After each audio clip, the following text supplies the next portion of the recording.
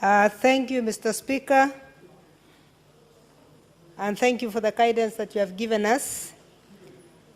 Mr. Speaker, I wish to move the motion that this House adopts the report of the Ad Hoc Committee on the Maize Crisis in Kenya, laid on the table of the House on Tuesday, 27th November 2018. Mr. Speaker,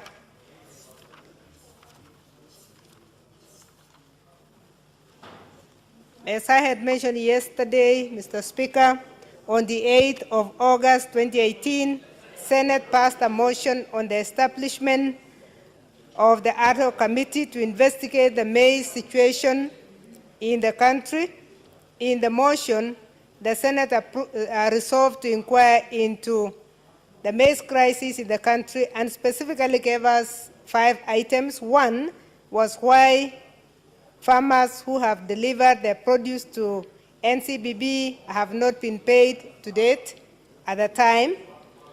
2, that the quantity of duty-free maize imported into the country during the duty-free period, which was to end in October 2017, and why the period was extended.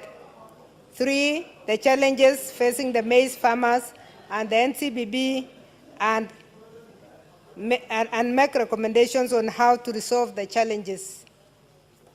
4, the maize received by the NCBB for the year 2017-2018 season and to establish the suppliers. 5, the criteria for identification of millers and business persons involved in the importation of maize to the country. Mr. Speaker, I want to thank this House for giving us the opportunity to investigate this matter. And Mr. Speaker, I would like to start from the beginning by saying that as we investigated this matter, we realized that the importation of duty-free maize in 2017 was shrouded in mystery all through, as most of the government agencies that came before us gave us completely different and conflicting information. The maize crisis, Mr. Speaker, that led to the flooding of duty-free maize imported into the country seems to have been a ploy between both the public and private sector players to profiteer. Mr. Speaker, I say this because there is a Gazette notice that triggered the importation. The first Gazette notice was Gazette notice number 3575, dated 13th April 2017, which allowed for maize to be imported up to 31st July 2017. When you look at the Gazette notice, Mr. Speaker, it says anybody can import. So although we are going to look at who imported, actually it was open for all, according to the Gazette notice. Then there was a Gazette notice that that authorized extension, Gazette notice number 6398, dated 4th July 2017, which extended it to the 30th September 2017.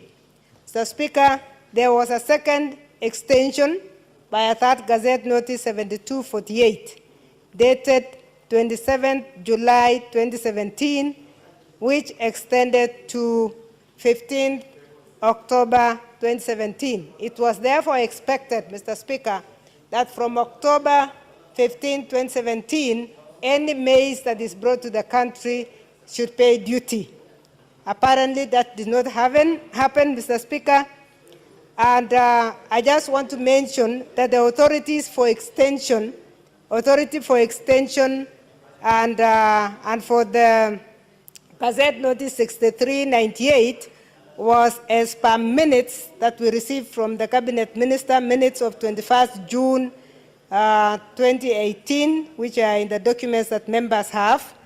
And the second extension to October 15th was contained in minutes of an interministerial food security meeting of 14th November 2017. In fact, Mr. Speaker, I'll be referring back to those minutes, because those minutes changed the direction completely. It is possible that there was no flooding after the first Gazette notice of 3575, and that there was no flooding actually after the Gazette notices of 6398 and 7248. The flooding, Mr. Speaker, seems to have taken place after the Gazette notices lapsed, because it is the meeting of 14th November 2017 that authorized another 9 million bags of maize, while we had been made to believe that the authorized amount was only 6 million. That is a very important minute, Mr. Speaker, because apart from authorizing 9 million bags, there were immediate measures that took place out of the decisions of this committee meeting that was chaired by the head of public affairs. Number one, they authorized that immediately we must buy 1.1 bags of maize. And two, that they should immediately buy 4 million bags from Mexico. Number three, and it's in the report, 1.5 million was allocated to local farmers. So, Speaker, the worry at that time is that by 14th of November, harvesting in Bungoma, Trans Nzoia, and Uasin Gishu had taken place. So to give farmers 1.5 million bags was actually to reduce the allocation drastically, because at the time, Uasin Gishu had about 4.5 bags already harvested. Bungoma had actually 4.8. There was pamba harvest in Bungoma, and Trans Nzoia had already harvested 2.2 million bags by that time.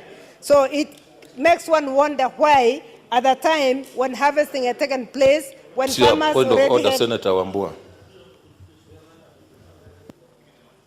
Mr. Speaker, can I request that you require the senators to consult in low tones? We are trying to follow what Senator Kamar is saying, but there's too much noise in the House. Thank you, Mr. Speaker. Order, members, this is a very important report that all of you have been waiting. I would ask you that we pay attention and avoid unnecessary kamukunjis in the House. Proceed, Senator Kamar. Thank you, Mr. Speaker, for that intervention. Mr. Speaker, one of the most shocking revelations to the committee was what came from KRA. It was established from KRA that maize imported by different importers was again sold to the ministry through the National Cereals and Produce Board. And that raises another question, Mr. Speaker, that actually we seem to be following the wrong characters when we even talk of these people called cartels. Because anybody who imported within the window, anybody who imported because the Gazette notice said anybody can import, seems to have been used as a way of getting maize right into the National Cereals and Produce Board. And then when that was done, we were informed by the minister that there are cartels. And we asked him, who are cartels when the Gazette notice is saying that anybody can import? They said, no, it is because they had more allocation than their farms. Mr. Speaker, I happen to come from Uasin Gishu, where some of the people who have been accused of being cartels are coming from. And these are actually collection points. These are traders, farmers who collect from other farmers. And again, the reason they collect is basically because of the non-performance of the structures of the National Cereals and Produce Board. Anybody who has 20 bags cannot queue for 3 days, starting the queue 9 or 10 kilometers away. This happened in Maize Crissis, this happened in Eldoret, and it even happened in Gitale, that actually people sat waiting to get their turns for about 2 weeks, only to be told that it had been closed. And the reason it was being closed, according to our investigation, is that the farmers were allocated 1.5 million bags while importation was still going on as late as November outside the gazetted period. Mr. Speaker, Information that was gathered from KRA also showed that the government imported 1.38 metric tons of duty-free white maize from Mexico, among many other non-EAC COMESA countries, leading to a loss of revenue of about 13 billion. Mr. Speaker, other than the loss of revenue, the duty-free maize gave the importers an undue economic benefit of a similar amount, making it very difficult for other local traders and also the farmers. Mr. Speaker, it is worth noting that the government bought the maize that came from outside Kenya at 4,000 shillings, whereas the farmers were given 3,200. It's good to know that, because it was not lack of maize that we had. We had maize in the Carlos, and I have mentioned the figures. This 1.5 was just a token, and when the doors closed, they closed knowing that the farmers had not brought anything in. Further, Mr. Speaker, there was no evidence that there were standards and quality checks by Kenya Bureau of Standards at the ports of entry. We visited Malaba, Mr. Speaker, and we discovered that KEBS only has one member of staff, and that one member of staff was overwhelmed. We asked the member of staff whether they check moisture, because moisture is the worst cause of alpha-toxin, and we were worried, because as we were standing there, we saw lorries of maize crossing the border without a problem. And when we checked, he said, I am alone, I don't have any equipment, I have nothing. So it is very important that we take note of this, because there are corrective measures that must be done within the institutions that are supposed to be doing that for us. At the time of writing this report, not all farmers had been paid, but we do recognize that most of the farmers have not been paid, except those who are being punished for a fault of not of their own. We hear that they are still being pursued. We have people they have called cartels who are now in court. But you ask yourself, on what basis do you take one person, a farmer, who has taken produce from other farmers to court, and leave out an importer who has brought 1 million bags? We also discovered that it is not only Mombasa that we got maize from. We got maize from Moyale. We got maize from Sio Port in Kisumu. We got maize from Malaba, of course, and we got maize from everywhere. When the window was opened, maize came from all over, and it is very important that we note that sometimes we seem to be punishing the wrong people. And I say this because we are punishing those who would have ensured our food security, while just because we think the allocation. The one thing that I must mention, though, Mr. Speaker, is that if a farmer is an aggregator, because we call them aggregators, and they're aggregating maize from other farmers, it is very easy to know where they have aggregated it from. Because if you looked at the farmers from Trans Nzoia, you would know, because even when we went around ourselves, we were given the figures. Trans Nzoia was very clear they are going to have 2.1, that they harvested 2.1 bags in Trans Nzoia in the year 2017. 4.2 from Uasin Gishu. We had 1.9 from Nandi. Bungoma gave us 4.5. As I said, they had pamba harvest in that year. So it would have been very easy for anybody to detect. And in fact, our investigating agencies, if they paid attention, should not be arresting any Kenyan, and yet they open the doors open for everybody. Mr. Speaker, historically, farmers have received seamless support by the government for production of marketing. And this you heard from the farmers when you were in Eldoret, and I appreciate that you chaired one of the hottest sessions when farmers were expressing themselves.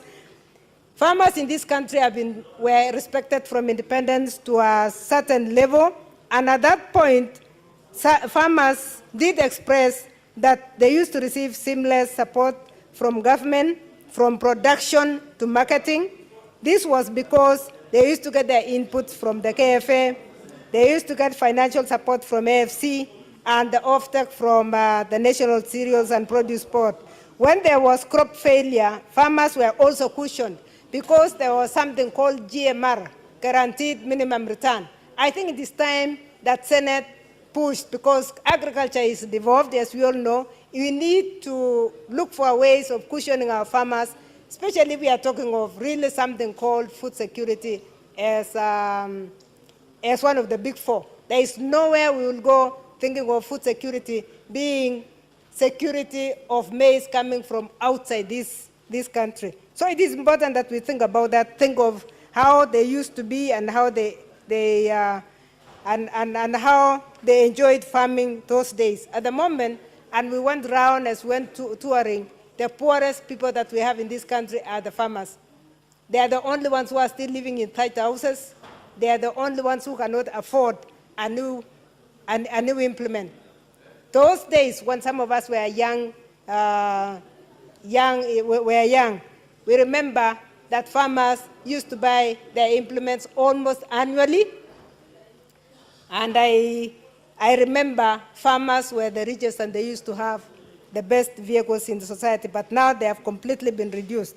However, maize farmers continue to suffer as they continue to suffer unwarranted challenges related to expensive land preparation, costs due to lack of support from agricultural mechanization.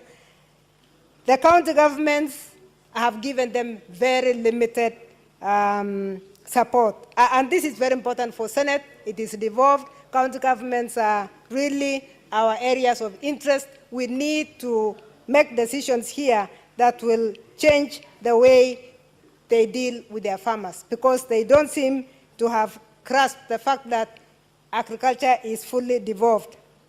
Their farmers, of course, are also frustrated by irregular procedures and technicalities during delivery of maize to NCBB. Mr. Speaker, let me even bring the current situation on how they deliver.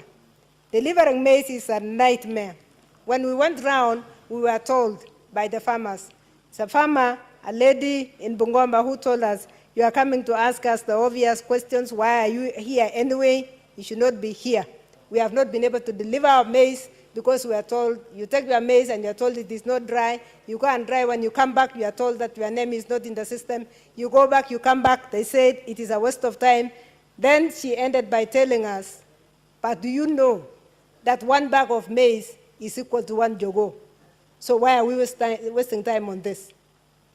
We also talked to farmers in Uasin Gishu, and you heard them talk about the challenges and the difficulties that they have. But currently, Mr. Speaker, and I visited Ziwa NCBB during the recess, they have even become more complicated.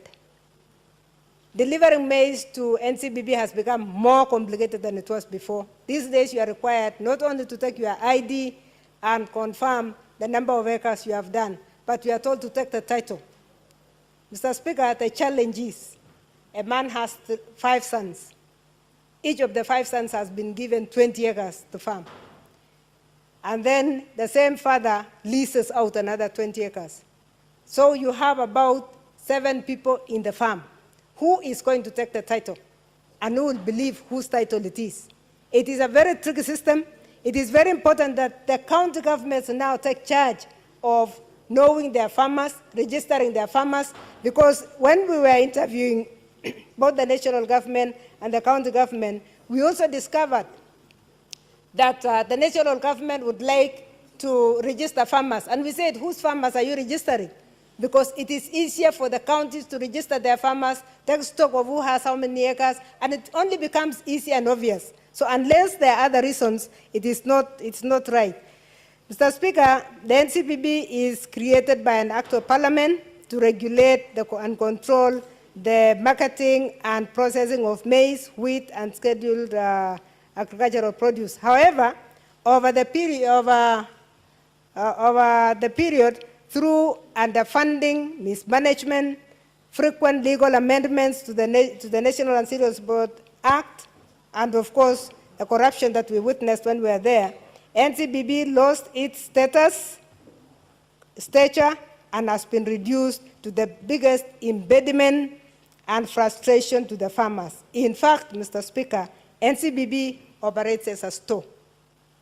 We discovered that NCBB has leased stores to individuals, to farmers, to the big millers in particular, and that the stores are full, not because of any produce of their own, but because of produce that is from outside.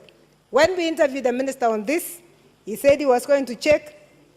2 days later, we had him announce that all leased National and Cereals Board stores are being recovered.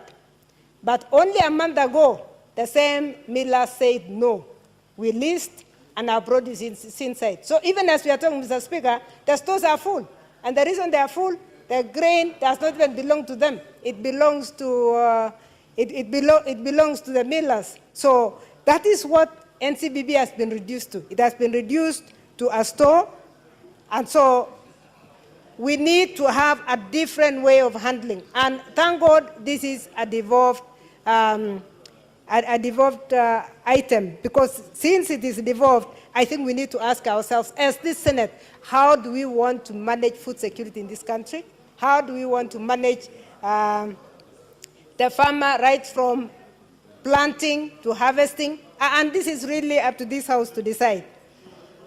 So, Mr. Speaker, we noticed that despite agriculture being a fully devolved function, the committee noted very strongly that the county governments were at the very least unaware of the role that they should be playing in promoting agriculture in this country. That is something that we must decide and push so that they don't look like helpless bystanders in what is theirs. The national government, of course, has continued also to hold on to agricultural functions, not just the functions, but also the resources. And I think the Committee of Agriculture needs to relook at the budget. And Mr. Speaker, it is good to look at the budget, what the budget was in 2012, before devolution took place, and then compare that with the budget of after devolution, so that we see who actually is in Kilimo House and who is doing what in Kilimo House. Because as far as we are concerned, and as far as the Constitution is concerned, the only people that should be there are policymakers. So the amount of money that is being given to the national level for agriculture seems to be much more than they would need. And maybe there is need for redistribution. Again, this Senate must do that, and we have a committee that must do that. Mr. Speaker, the county governments have done little to assert themselves also in realizing that the function in agriculture is devolved. Despite the country being a signatory, Mr. Speaker, of the AU Maputo Declaration, Mr. Speaker, I'm going to request you again to tell them to, because I can see my vice chair is struggling to follow what I'm doing. Because the people are consulting too loudly. Yeah. No. Mr. Speaker, as a committee, we started looking at other avenues of financing, and we asked ourselves, how much do we really budget for agriculture in this country? And we realized that we only budget 4%. And maybe that is why we are fighting over pennies between ourselves, between various sectors, tea, coffee, and everywhere. But this country is a signatory of the AU Maputo Declaration on agriculture, which states that 10% of the national budget should be allocated to agriculture. Surely we cannot continue with 4% if we want to see improvement. And it's very important that we capture this. It is devolved. What is 10%? That 10% should be in the county government. And since our interest is in the counties, we should be able to do that. The committee recommends that government must immediately pay all the farmers. That was at that time, and we believe it has been done. Mr. Speaker, we also realize that when it comes to importation of maize, there is no regulation and there are no guidelines. And we would consult slowly, members, other members. And I would like to say that we recommended further that the Cabinet Secretary of Agriculture, Minister of Agriculture, should develop regulations and guidelines on importation of maize and other food crops and table them before this Senate And in the recommendations, we have actually given 45 days for that, and we hope that can be done. Mr. Speaker, I want to touch on a few of the recommendations because we made quite a number of recommendations. One is that the government must immediately pay the farmers, which I think has been done. The only addition here was for the farmers who had been called cartels, and we are still appealing that they be released and they be paid their money. Because really, if you were to arrest anybody, we should have arrested those who crossed the borders with a lot of produce. But if you are dealing with somebody punishing an aggregator or poor farmers, it is very difficult. I want to mention, Mr. Speaker, that the suffering that is going on now in the maize zone is untold. Because with the departure of aggregators, there are people whose children have not gone to school, basically because they have nowhere to sell. And as we are talking, Mr. Speaker, when the president declared that the price is 2,500, and he also further declared that the stores should be opened, we are talking of stores that were not opened until 2 weeks ago. So even what the president declared was not obeyed by the same cereals board. It is very important that we start looking at these issues, because when are we ever going to be truthful to these farmers? The other recommendation is that the county government should construct a database of farmers, as I had mentioned, to ensure proper identification for purposes of maize deliveries, payments, provision of subsidies, and other services. The government also should investigate agencies in case there is anything, so that we don't look like we are protecting what they have called the cartels, whom we know are really farmer aggregators. They can go ahead and investigate and openly share their results with this House. We also recommended that the Office of the Auditor General conducts a systems audit on the processes of NCBB. As I said earlier, it has been reduced to that level of becoming a store, but who is gaining from the leasing of the stores? That is what we are asking the Auditor General to look at. Who actually is receiving that money? Because if it was not in the fingertips when we questioned, it means it is not even known which store has been leased and which one has not been leased. And we are asking ESCC, DCI, and OAG to deal with that, and as well as our Standing Committee of Agriculture. We need, Mr. Speaker, to review the National Cereals and Produce Act and the Public Finance Management Act with a view to realigning and reconciling their mandates to the devolved system of government. This one is very important, because unless we change the law, everybody is behaving as though it is business as usual. But our interest, even as we align that, we really have strongly recommended that the National Cereals and Produce Board be devolved completely, so that each county, the counties that are producing maize, can have their silos and storage. We need to even build a relationship between these blocks that we have among us counties, so that the block that produces can actually be able to trade directly with the block that is consuming, because that will change the way we do our things. Mr. Speaker,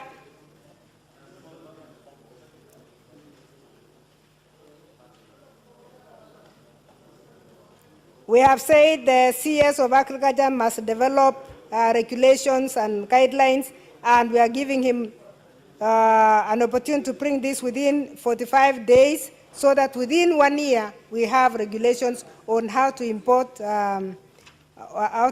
produce. The county governments also should proactively take up the agricultural function, as I had mentioned earlier. Aggregation centers, because we must have aggregation centers for maize, should not be far from the farmers. We have had problems, Mr. Speaker. We came to Nandi and we met farmers who said we will never go to the cereals board, because they are saying the cost of taking produce to the cereals board reduces the same 3,200 to less than 3,000. So they are finding it very difficult to move. And we are saying if our county governments can take this seriously, it's upon the county governments to create what we call aggregation centers around where the farmers are, so that the farmers are able to deliver at the right time. That is the only way we can be assured of food security. Mr. Speaker, for many years since independence, we have had something called AMS, Agricultural Mechanization Services. This is a service that the county governments must take over and take over immediately, because it doesn't make any sense for a staff, for an engineer from the national government to keep collecting 5,000, 2,000 from a tractor that has been used. It is very important that also the same machinery is supervised at the ground level, because currently we are being told it is national. You see a tractor moving around, whether the money is collected or not is not there. So it was important that actually this function was devolved, and we urge our county governments, the governors, to take this very seriously, take over the mechanization, and in fact take over the subsidies. Because currently we are talking of subsidies. As I'm talking, Mr. Speaker, farmers have been warned that they will not get any subsidy this year. And the warning they are being given, they are getting very late when they have already done plowing. They need to be planting. How do you tell somebody now that you will not get subsidies, and so your fertilizer is going to be double the price or triple the price? This is another area that we need the county governments to take charge, to take over, and be able to actually support the farmers. Because unless we have a long-term plan for the producers of our food, Mr. Speaker, we can forget about food security. It is very important that we respect these people and we give them we give them the support that they deserve. So the county governments must ensure timely availability of fertilizer in the right quality and quantity. Mr. Speaker, we went to Nyamira. Nyamira, we had several problems. Nyamira, first we found bean seeds that expired long ago, occupying 50% of the stock. They did not have any maize, and they were suffering because they were getting maize from Tanzania at 100 shillings per kilo. In fact, they told us, if there is maize in North Rift, can you just ferry it for us? But because of the fact that our county governments have not taken this farming seriously, they have not been able to take care of their people. Quality fertilizer, they again raised this in Nyamira. They said, actually, we were given dust. They said we were given nothing but dust for fertilizer. And being given dust for fertilizer is not helpful at all. So it is very important that the county governments must ensure timely availability of fertilizer in good quality and in good quantities. The committee recommended, therefore, that the distribution centers also be devolved so that fertilizers are devolved at the lowest level Order, members, possible. let's consult in low tones. Order, yeah.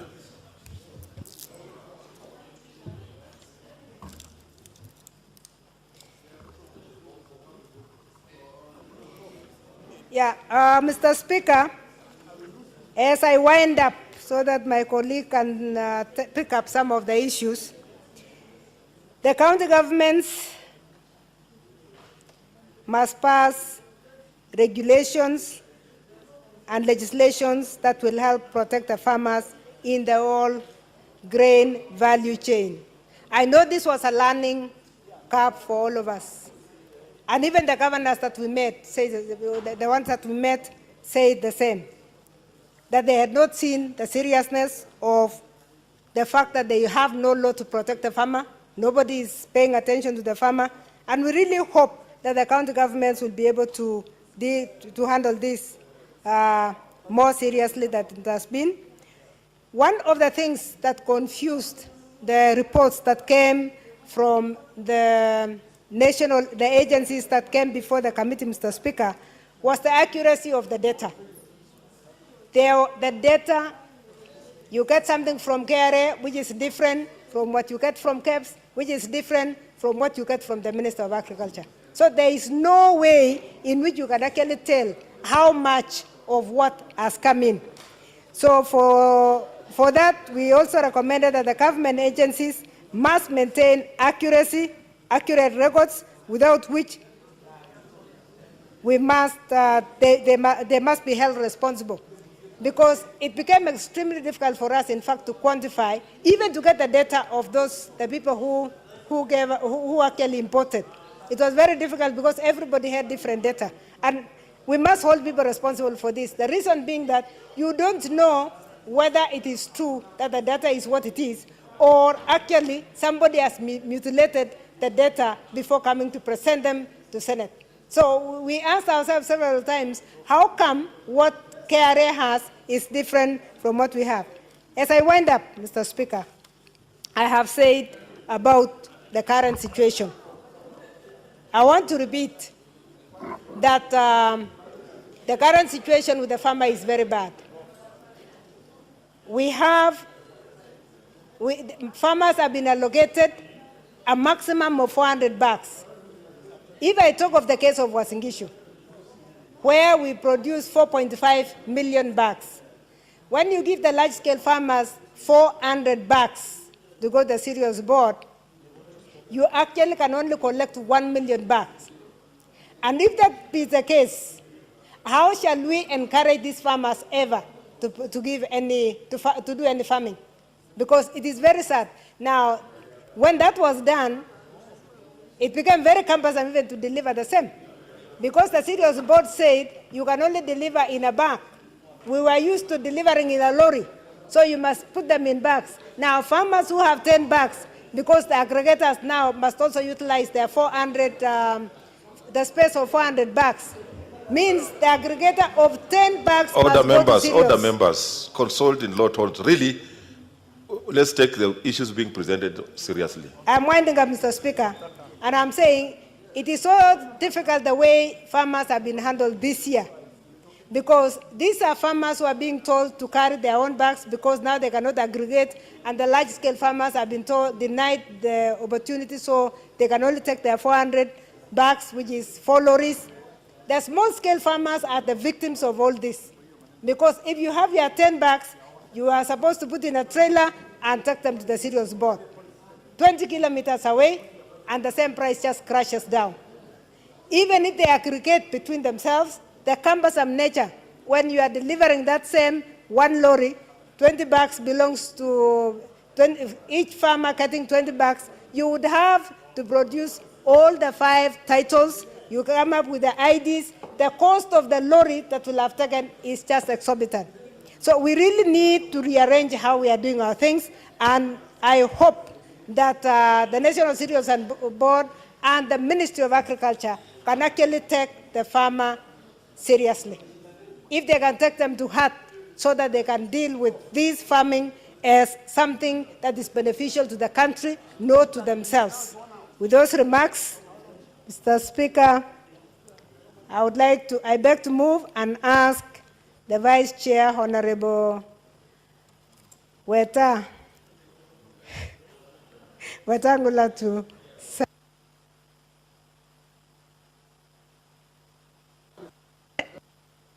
Senator Honorable Moses Wetangula.